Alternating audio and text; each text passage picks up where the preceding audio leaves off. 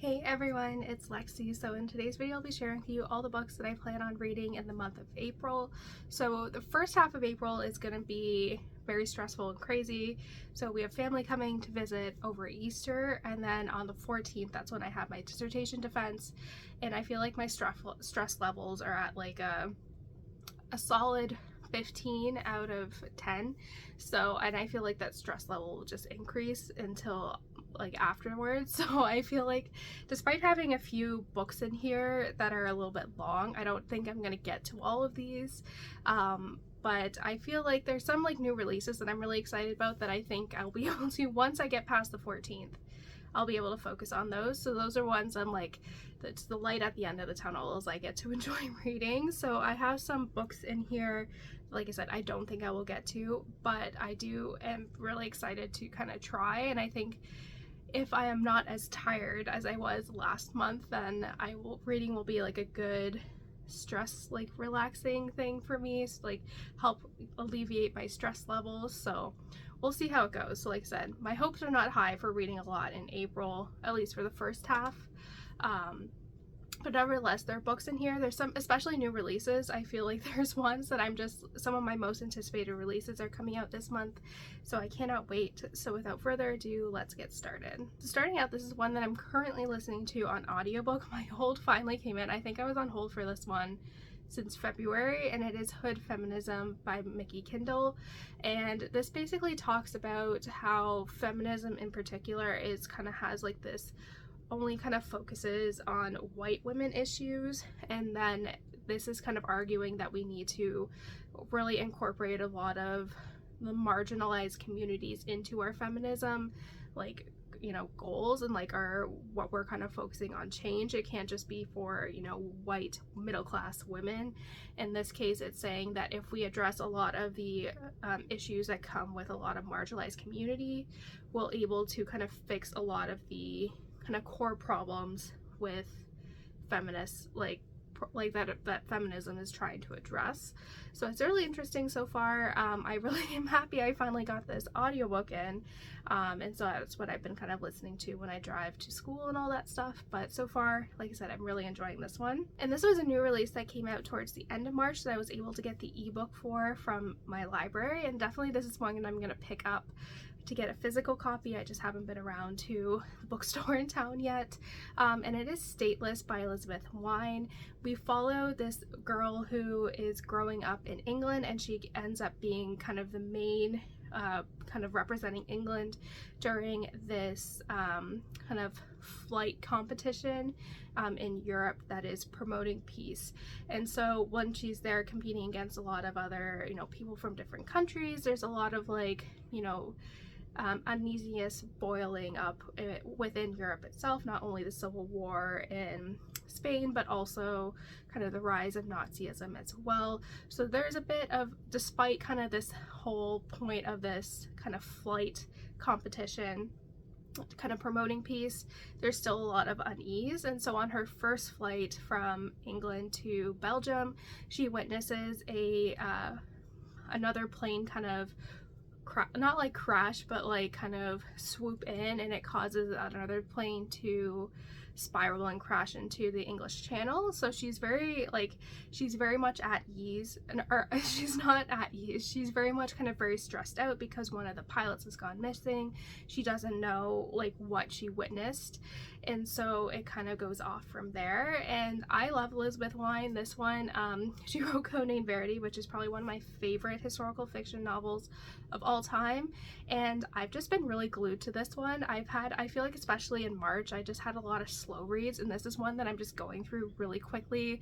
I feel a lot of the anxiety and mistrust that our main character is experiencing, and so I'm really excited for this one. I've been really enjoying it, and I'm happy to have a new Wein novel in my hands. Next up, this is one that's been on my TBR, I want to say, since February, so I'm looking for like lighter reads currently up until like my dissertation, so I think this one would be a good one, and it is Lessons in Chemistry by Garmus. Like I said, this one has been on my TBR for the past few months, so I won't talk about this one, but it just seems like a light, fun read. I've heard really great things about this, and kind of just focusing on kind of women growing up in like the 50s, I think is just a very interesting area, especially women that were interested in, you know, involved in STEM. I think will be really interesting. So like I said, I don't want to talk too much about this because I've talked about this one in past TBRs.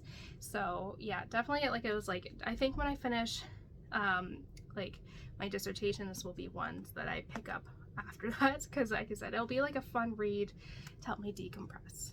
So this is a new release that I'm super excited about. One of the two that I'm probably like are my most anticipated of the year, and it is Homecoming by Kate Morton. This comes out April 11th, I want to say, so right kind of around the Doomsday Week. So I probably won't get to it until after that, but I do have the little synopsis here. I love Kate Morton too, so she always does a tremendous job with dual storylines, so I'm very excited to see where it goes. So it says, Adelaide Hills, Christmas Eve, 1959. At the end of a scorching hot day, beside a creek in the grounds of a grand and mysterious house, a local delivery man makes a terrible discovery. A police investigation is called, and the small town of Tambilla becomes embroiled in one of the most shocking and perplexing murder cases in the history of South Australia. Many years later, and thousands of miles away, Jessie is a journalist in search of a story. Having lived and worked in London for nearly 2 decades, she now finds herself laid off from her full-time job and struggling to make ends meet, until a phone call out of nowhere summons her back to Sydney, where her beloved grandmother Nora has suffered a fall and has been raced to the hospital. Nora's house just discovers a true crime book that chronicles the police investigation into a long-buried event, the Turner family tragedy of Christmas Eve, 1959. It is only when Jess skims through the pages that she finds a shocking connection between her own family and this once infamous scandal, a murder mystery that has never been resolved satisfactorily. Like I said, I'm super excited for this. I love Kate Morton. She's probably one of my favorite authors. I've read all of her books, so like I said, this has been one of my most anticipated reads, and I'm so excited it is almost out. My other new release that is probably one of my most anticipated, and also from one of my favorite authors, is The Golden Doves by Martha Hall Kelly.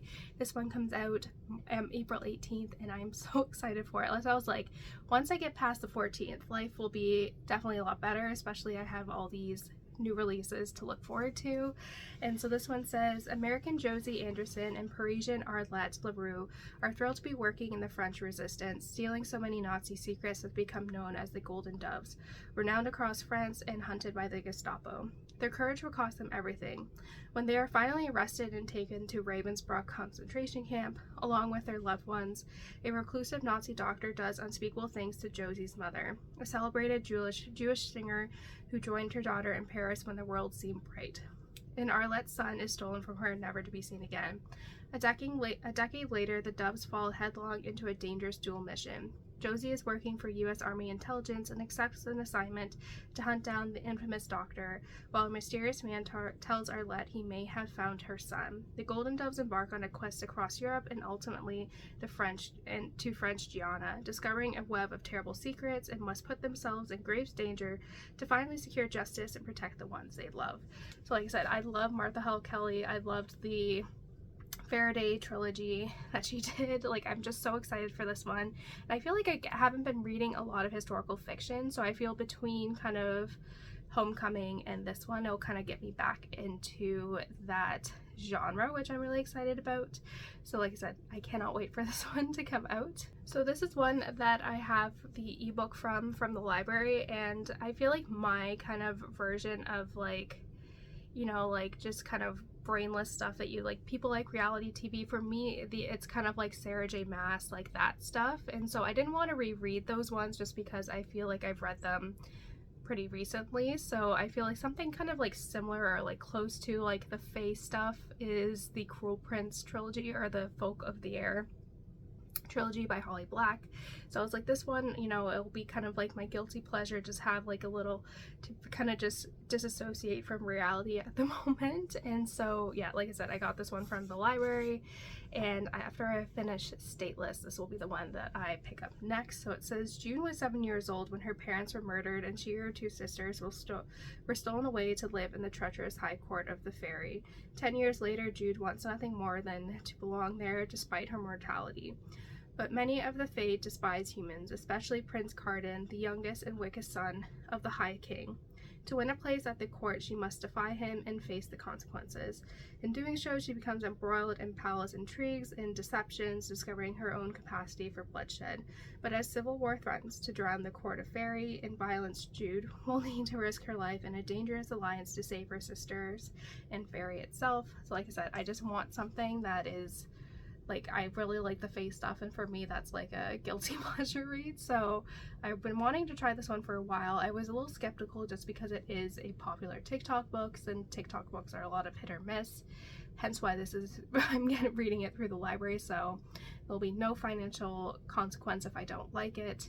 But yeah, like I said, just looking for something a little light up until after the 14th, and then I can start diving into these other books. So yeah, we'll see how this one goes. So that's it, guys. I hope you enjoyed this video.